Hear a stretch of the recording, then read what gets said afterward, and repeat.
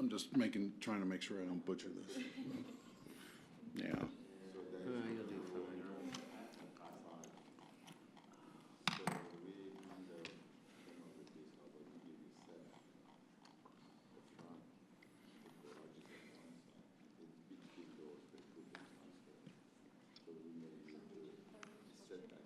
Yeah. I don't know what she called everybody. We're all here. Mine just fine. Yeah. Musical chairs? Yeah. Legacy. Something like that. Well, this is your preliminary plat. If we need to make adjustments, we can do it on the final plat. Right, okay. So that's for construction going and then go. This is the preliminary, Then we go to final we'll plan. be reviewing the final plat. Yes, Jan submitted that early. Yeah. Yeah, we allow them to submit it early, so they So how are you doing? So we have to I see what am you're well, gonna do as far thank as you the for setback. asking. Plat I am the same. But we are not gonna go to phase two. You know, I'm to He the was point telling where me that we celebrate suggested every day on to this side all of of the them at earth. the same time. That's right. You get up on the green side of the grass, you're doing all right. I think they show all of it, but they show the baseline, so I'll look at it, but yeah. Because we don't want to plan all of it. Okay. Otherwise, Just one of the big ones. Yeah.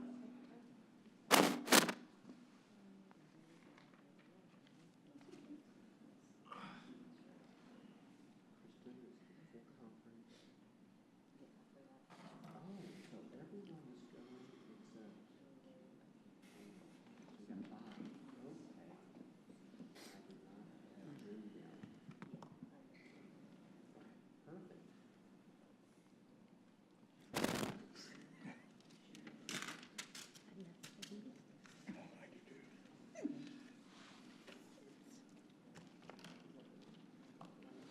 Control pictures. Copy of it so you know which days. Okay, perfect. That's what I do. Tuesday, through Thursday. Yeah. Want to take a picture? Yeah. I can take a picture all day.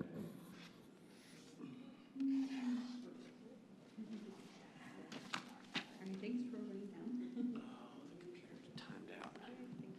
Oh, good. It's still there.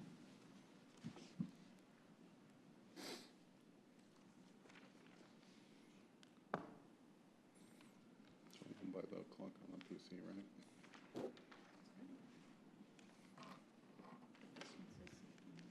Yeah, I was going by the PC.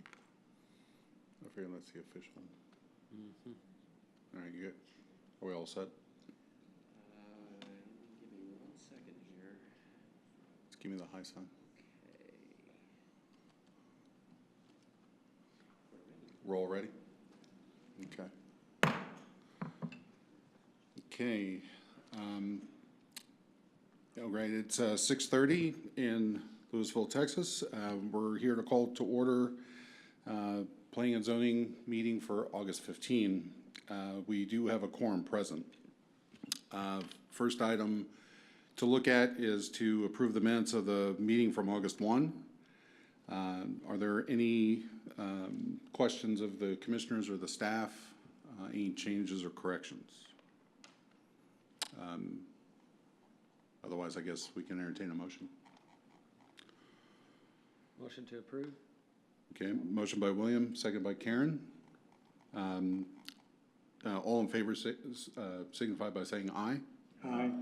Okay, so minutes are approved without objection. Next on the agenda for plats, it's a preliminary plat of the Legacy Point addition containing 97 residential lots and 2 HOA lots on 12.293 acres, zoned planned development estate townhouse located at the east side of North Keeley Avenue, approximately 409 feet north of East College Street. Good evening, Commissioners. There's one plat on the agenda to be considered for approval. There are no variances requested, and staff recommends that the Planning and Zoning Commission approve the plat as presented. Okay. Do the commissioners have any comments, questions? If there are no questions, I guess, we can get a motion.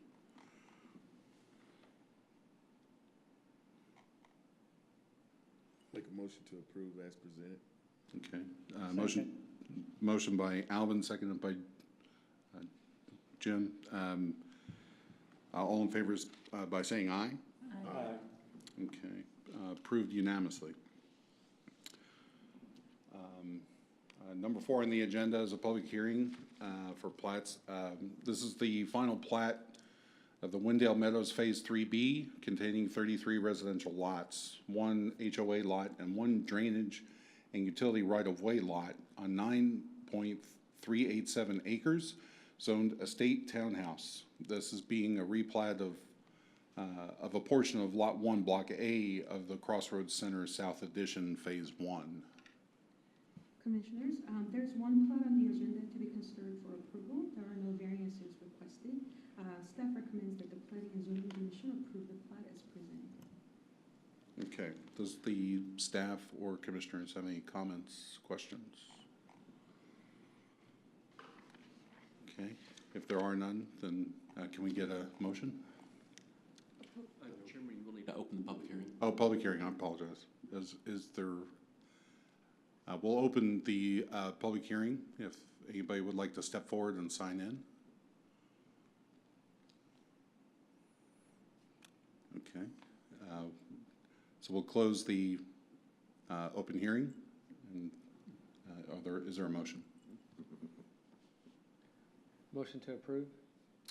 Motion by William, Second. second by Alvin. All in favor say aye. Aye. Motion carries. Okay. All right, so regular hearing to consider recommendation for the adoption of the Old Town Louisville Transit Orient Development Master Plan update. Are we going to do these one at a time or just all in one shot? Okay. We can do these one at a time.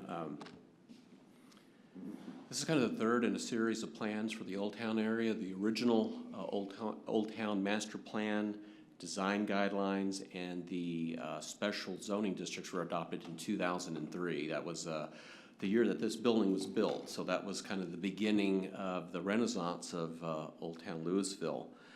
In 2009, process began to put together the Old Town Transit-Oriented Development Master Plan, right about the time the DCTA station was nearing completion on the eastern end of Old Town. And that plan was very detailed in creating a vision and a strategy for redeveloping really the entire area surrounding the station. As you may know, most of that area has a lot of vacant properties and a lot of light industrial properties that are nearing the end of their useful life. So that plan identified this area as being an area ripe for redevelopment, and in a type of development that would benefit from the train station being there, a more walkable, dense type of environment. This update kind of takes a look at primarily the area between City Hall, because we now have a lot of synergy going on in the core of Old Town, centered around Main Street, City Hall, and the 3 new restaurants just to our west. And several plans have been approved closer to the station that have yet to be constructed. And so those will be coming out of the ground in the next year. So this is a good time to kind of revisit that area. And so this update looks at that main area between the station and City Hall and identifies kind of some key projects that can kind of jumpstart development in that area. So with that, I think the plan is very self-explanatory, and I'll be glad to answer any questions. We can bring the plan up on the screen if there's a particular page that you have questions on.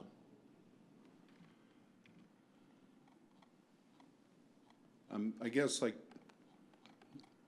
there's a mention of incentives to developers. Yes. So like, is there anything like, I know you can't get too specific, but just kind of like broad strokes about what you had in mind. Well, the incentives that are mentioned are part of the adopted economic development policy for the city. So typically, I don't know, I can't recall all of the details, but I know one is a waiver of all of the development fees as an incentive. And a lot depends on the project. If there's a certain level of investment then that may warrant other incentives to help make the project happen. A lot of obstacles include just the high cost of land, missing infrastructure. This is one of the oldest parts of the city. Right. And so the streets are not built to standard, the water and sewer lines are very old, and in some cases drainage is an issue. So it's really on a case-by-case, site-by-site basis. And city staff works very closely with individual developers. As a matter of fact, staff is working with several developers on several different sites, and we're pretty confident that several announcements will be made here in the near future for some very exciting projects that will further implement this plan and really jumpstart the redevelopment of that target area. Okay. Now, go ahead, I'm sorry, Karen. This has no effect on anything we've previously approved, correct? No, it really is kind of in line with some of the projects that have been previously approved. It just clarifies things. Absolutely. And I guess, to me, the thing that jumps out is just, bringing all that density to this part of town. Just like you said, we've got, we ran into issues over at the plaza, with utilities and such, right? So, Correct. that was a park. So now we're talking about, multifamily housing and office buildings and such. So, it's going to be kind of a shock to the system. I think you'll see it gradually over time with a couple of large projects. You may recall just northeast or northwest of the station, we have the Old Town Station Apartments that were recently approved as a planned development. So that is in the design stage right now, and we're expecting that to be coming out of the ground probably after the first of the year. And like I said, there's a couple of other large projects that staff is still under negotiations and discussions with developers, but we feel as those occur, then it has a spillover effect, and other projects then move forward, and other landowners who were more reluctant to sell because they hadn't seen anything happen may be more inclined to sell once they see more activity occurring on the ground. Okay.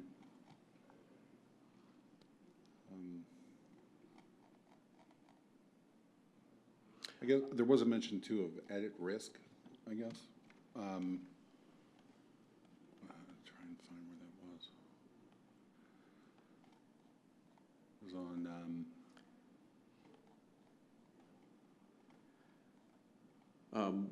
One of the I guess on. challenges is the number of owners. As far as this illustration that is up on the screen right now shows how many owners are in place on a given lot. So that's usually a challenge that makes it more difficult to assemble and to basically put together a project. I think there's several illustrations that show different challenges that we have. Is there a particular page number that you're referring That's what I to? was looking for. I guess on page 25 of the packet, there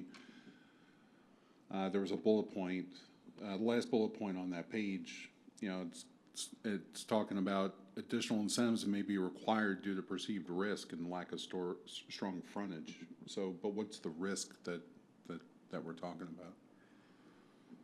Let's see. Again, it's case by case. There may be a project that may not have the visibility on one of our major streets that may make the project a little bit more risky to finance. And I think that's where usually financing is the biggest hurdle to overcome when putting together a redevelopment project. Amen. And that, again, that's probably part of the perceived risk is really when you look at the condition of the target area right now, since there hasn't been the pioneer project that's kind of gone out and proven it. Right now, you just see a lot of vacant parcels and you see the aging infrastructure. So again, that's kind of part of the perceived risk where the city may need to bridge a gap if there is a reluctance by, I guess, the financing arm to fund a project. So the staff tries to use, whatever available tools that we have to be very, very creative Right. to make these projects work. And then the Leonard Walters project that, that we're looking at, is that included in the TIF for Old Town? Isn't there a tax? which project? Isn't there a tax district in Old Town? Yes, there is a TIF district or So a would that- charge district. Do you think that do you think that would help, to where we might not need to sweeten the pot as much for developers? That will most likely be a tool that can be used in many of these projects to assist with the financing and particularly on the public infrastructure, because that fund can only be used for water lines, sewer lines, streets, or sidewalks. So I think staff has been has had discussions in that direction. Mm-hmm. Okay.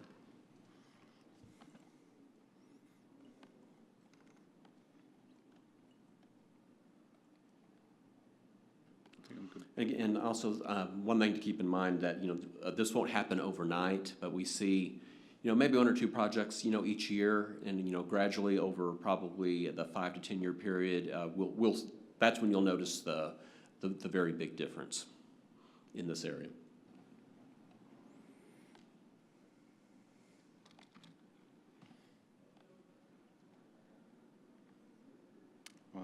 I guess there's also, like, on some of the slides, they're talking about the city should have informal discussions with developers rather than going through an RFP. That has already okay. occurred for the property that the city owns immediately west of the station. Okay. Cool. So that one, like I said, we've gone through the RFP process, and those have been evaluated, and I believe the finalist developers have been having discussions with staff. So like I said, that is one that may be announced here in the near future. Okay.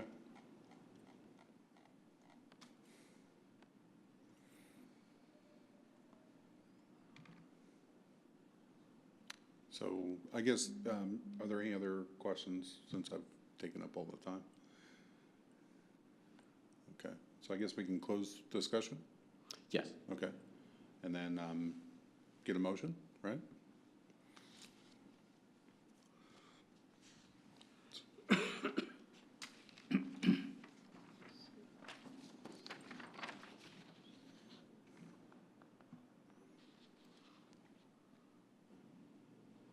So did you want to do a motion one at a time for these? Yes, as we'll well? need one at a time. Okay, so, Motion to recommend the adoption of the Old Town Louisville Transit-oriented Development Master Plan update. okay, Second. okay. Got a motion by James and a second by Karen.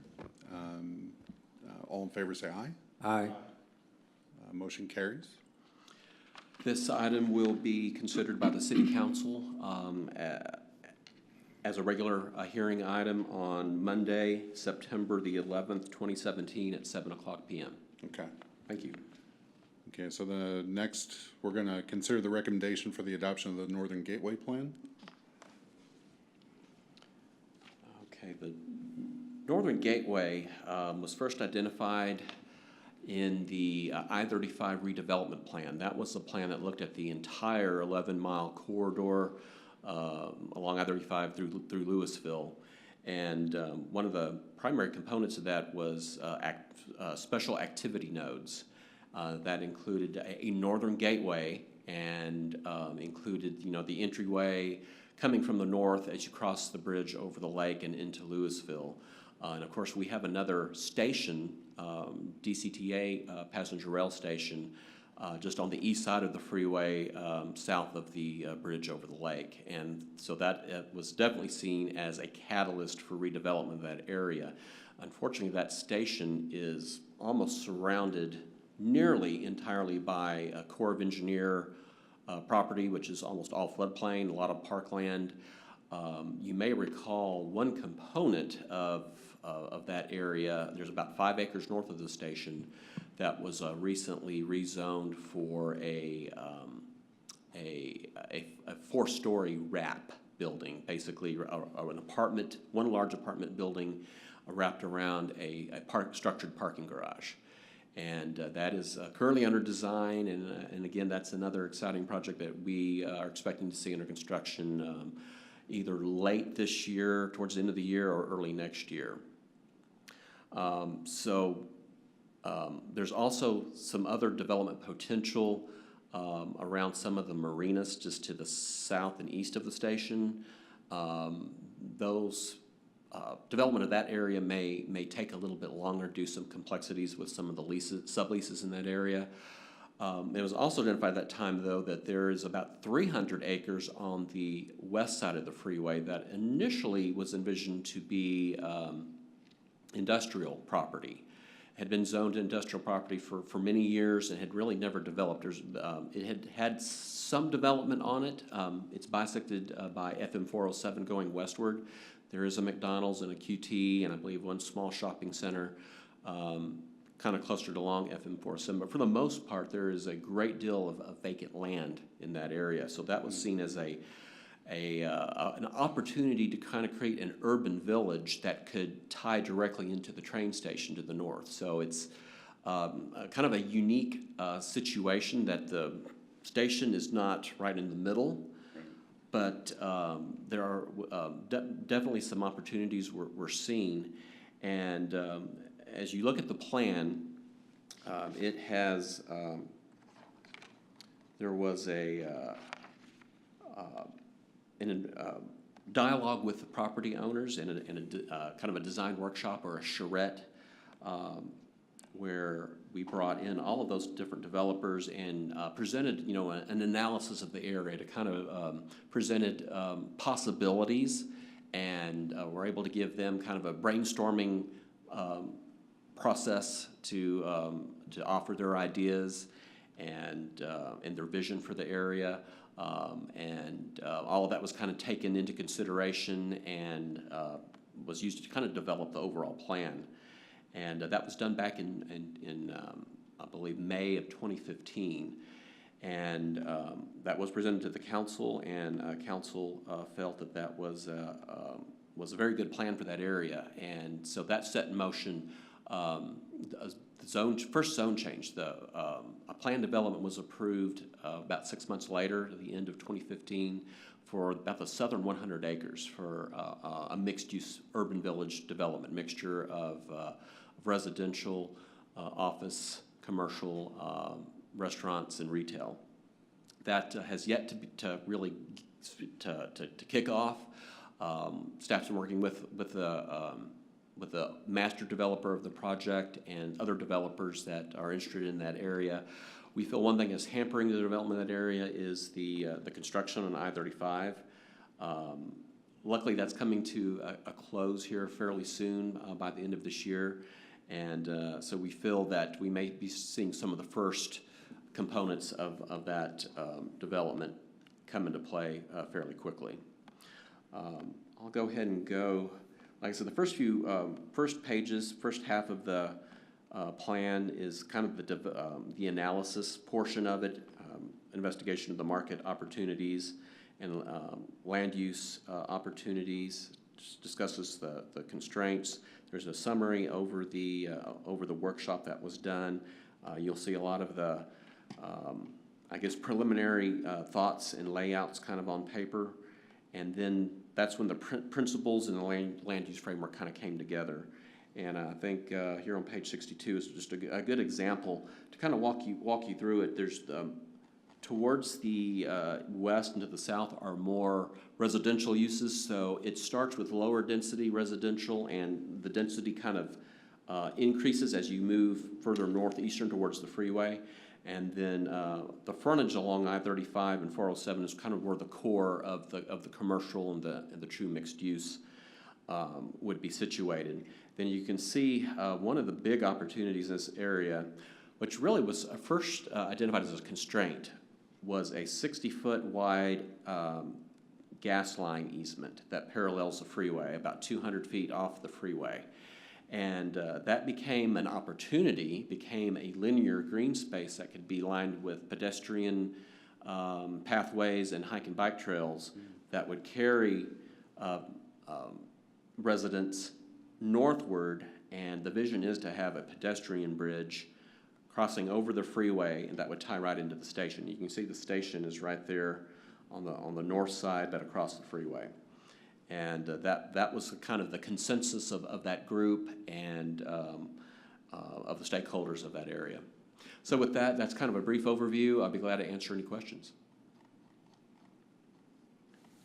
I guess is there like a plan to kind of coordinate with DCTA about how to get passengers to and from, say, that gateway on 407 is what, a mile probably? It's about a mile. Now, most commuters that are driving in can usually come in on Gardner Ridge, cross the freeway, and they go right down into the park and ride lot. Matter of fact, that is the busiest park and ride station on that entire DCTA system. The city had to partner with DCTA to build additional parking in that area. But I think as plans move forward for a pedestrian bridge, we've, I believe, identified some possible grant funding, and staff is working on moving in that direction. But as that materializes, we'll work closely with DCTA as far as the exact tie-in to the station. Because forgive me if I'm wrong, but I thought that part of the delay with Stemmons kind of caused some changes with the parking at that stop, right? Originally, it wasn't that supposed to go under the extension, so now that stop is really kind of a kiss and ride, not a park and ride, right? It's a little bit of both. Like I said, I know the state had changed Garden Ridge from, it was originally going to be, I-35 was going to go over Garden Ridge. Right. But I believe it was with discussions with DCTA that it was further analyzed and determined that having Garden Ridge go over the freeway and the tracks reduced conflict points with the railroad. Okay. And so there was some redesign that occurred early in the project to accommodate that. And of course, yes, the city did work with DCTA and TxDOT to kind of optimize the circulation in that area. But again, I think all that will be supplemented by an additional pedestrian bridge. Garden Ridge will take pedestrians over, but the pedestrian bridge would be kind of located halfway between 407 and Garden Ridge. Okay. I would say not at the point of the plan area, but it would be somewhere in the middle. Like I said, that wasn't exactly tied down on this plan, but somewhere in that middle area would most likely be the most appropriate spot to carry the bicycle and pedestrian traffic over the freeway and directly into the station. And actually, it was a benefit that the reconfiguration of the bridge occurred as it did, because that allows unobstructed trail to be built along the tracks without having any crossings. Mm-hmm.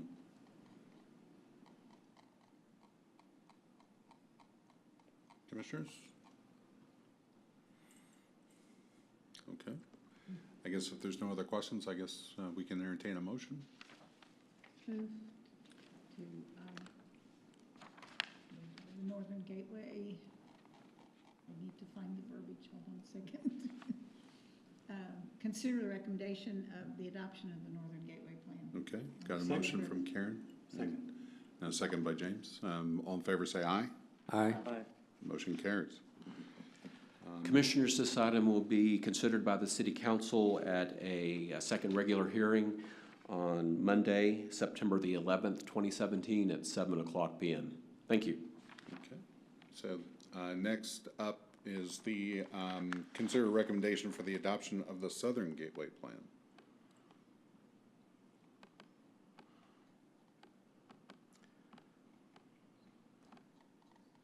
Okay, in a similar fashion to the Northern Gateway, the Southern Gateway was identified as an activity node in the 2014 I-35 redevelopment plan. There were quite a few opportunities, again, a lot of similarities with the Hebron 121 rail station just south of Hebron Parkway was seen as a very big opportunity and a benefit to that general area. And let me go ahead and move the slide.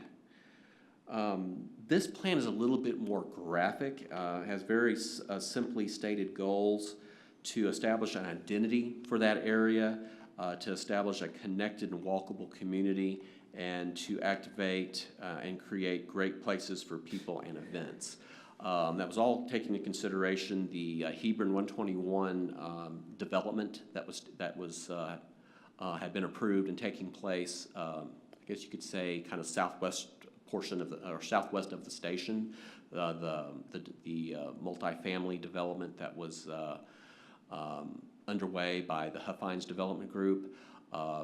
That plan calls, or that overall ultimate development will have about 1,800 residential units and I think approximately 20,000 square feet ultimately of retail. I think the first phase will have about 4,000 square feet of retail. That does not include the amenity center that's kind of in the common green, and I think it was illustrated in one of the, you can kind of see the U-shaped area on that 75 acres. That's the Huffines development. There is another 19 acres near the intersection that is still undeveloped, and then there's a larger piece on the east side of the railroad, of the rail station and tracks that was rezoned right after this plan was put together. And that is envisioned as an environmental showcase, and also includes opportunities for additional commercial development, potentially a hotel with conference center, and also spaces for some substantial office buildings. And again, this is just kind of a concept of what eventually could ultimately build out at that site. It does show the pretty much eventual build out of Hebron 121. They are on their 5th phase of 6 phases, so that has been rolling along very rapidly since they first built their first phase. They pretty much have built one phase right behind the other, so that project has been very successful. And we expect, you know, the synergy to keep building in that area with the rail station and with the other developments on the east side of the tracks. And again, staff is in negotiations with, or in discussions with several interested developers for some major facilities on that eastern side. Can't really give any details at this time until one of those discussions move forward as a project. And again, I'd be glad to answer any questions. As a statement, this is part of our green centerpiece. This is a big chunk of the green centerpiece. Yes, the environmental showcase is a major component of the green centerpiece. So that's kind of another part of the 2025, one of the big moves that's kind of coming to life. Does any of this affect what might happen with the mall? It does kind of tie into different possibilities. As a matter of fact, some of the drawings show the larger area, the context. Let me go back to one of those pages. Yeah, I'm on 89 and kind of looking at the. Let's see. Page it 89. shows the edge of the mall. Oh, must be the last page. The last page. Yeah, it's the last page. There we go. Yes, I think that's the regional context. Let's see. Yes, and again, this is the thought was to kind of consider, you know, as the area activates on the east side of the freeway, we definitely would like the west side to activate as well. And again, there are efforts underway and discussions to reinvent the mall area, and there's many different ways of doing that. Mm-hmm. And I think with recent change in the mall ownership, I think we may be having a breakthrough and actually having some meaningful communication. Previously, there was a lot of frustration. The ownership of the mall was not really interested in discussing any possibilities with city staff, but I think that has changed, and will continue moving forward from here on out. But city staff is very committed in exploring different possibilities and re-energizing the mall. It still is a very viable asset in the community. It's got a great location in the region, and hopefully things will turn around. Luckily, it's fairly stable at this time, but that could change. But we're hoping with the interjection of some additional investment and other opportunities that could turn around, and both sides of the freeway would complement each other. What's the city's view, I guess, like with some of the activity that's been going on around us, like say like the complex out in Irving, do you think that still, having a conference center here would not be impacted negatively by, fighting for the same groups at those properties? Right. I know that's being looked at the close proximity, but with all the growth in the Metroplex, Right. and one of the things where we would differ a little bit, for instance, is the fact that our rail line connects up to Denton and, its two major universities. Right. Gives us a little bit of an advantage. Having the environmental, having Leela present also, sets the stage a little bit differently, where I believe Irving's is more focused on music and a little bit different other amenities that are paired with that. So, like I said, I think there are opportunities, and being at the crossroads of the two freeways, again, 121 and I-35E, also presents some opportunities. So I know it's been looked at by a variety of different consultants, and like I said, luckily we're far enough away from some of those other venues that we should be very successful. Like I said, there are quite a few interested parties having discussions with the city for various amenities that could occur on the east side of the station, and east of the railroad tracks.